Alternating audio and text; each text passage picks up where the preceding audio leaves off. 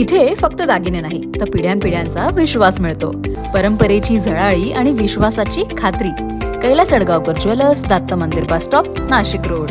महाराष्ट्रातील 3.5 शक्तिपीठांपैकी आद्य स्वयंभू शक्तिपीठ असलेल्या सप्तशृंग गडावर चैत्र यात्रेनिमित्त अभूतपूर्व गर्दी उसळली आहे. गेल्या तब्बल 36 तासांपासून दर्शनासाठी सलग रांगा लागल्या असून लाखो भाविकांनी आई सप्तशृंगीचे दर्शन घेतले. आज बुधवारी मध्यरात्री देवीच्या शिखरावर पारंपरिक पद्धतीने भगव्या रंगाचा कीर्तिध्वज डौलात फडकवण्यात येईल.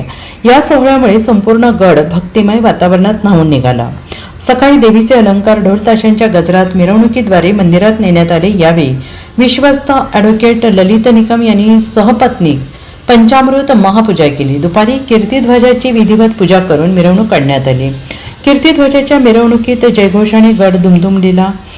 दुपारी 3:30 वाजता श्री सप्तशृंग निवासिनी देवी ट्रस्टच्या मुख्य कार्यालयातून कीर्तिध्वजाची विधिवत पूजा करून पारंपरिक मिरवणूक काढण्यात आली.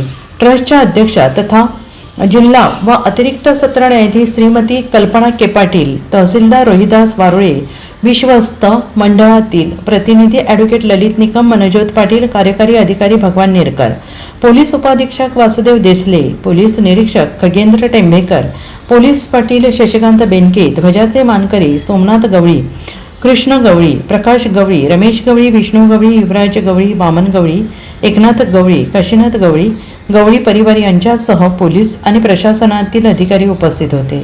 ढोल ताशांच्या गजरात आणि सप्तशृंगी माता की जय, परशुराम बाला की जय, मार्कंडेय महाराज की जय अशा जयघोषात ही मिरवणूक पहिल्या पायरीपर्यंत नेण्यात आली.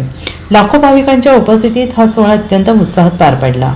मध्यरात्री ध्वजाचे मानकरी गवळी कुटुंबियांनी अत्यंत धाडसी चढाई करत सुमारे 4,659 फूट उंच शिखरावर ध्वजारोहण केले. सुमारे 13 मीटर लांबीचा भगवा ध्वज आणि पूजा साहित्य घेऊन परंपरेनुसार हा विधी पार पडला. ही परंपरा पिढ्यानपिढ्या जपली जाते आहे. गर्दीच्या पार्श्वभूमीवर पोलीस प्रशासन, आपत्ती व्यवस्थापन पथक, स्वयंसेवक तसेच विविध सेवाभावी संस्था सज्ज असून आरोग्य सेवा आणि ॲम्ब्युलन्स सुविधा 24 तास उपलब्ध ठेवण्यात आल्या आहेत. भाविकांसाठी मोफत महाप्रसाद आणि भोजन व्यवस्था देखील करण्यात आली आहे. चैत्रोत्सवामुळे संपूर्ण गड भक्तिमय वातावरणात न्हाऊन निघाला असून यंदाच्या यात्रेत विक्रमी भाविकांची गर्दी असल्याचे चित्र आहे. NCN न्यूजसाठी रघुवीर जोशी, श्री सप्तशृंगी गड.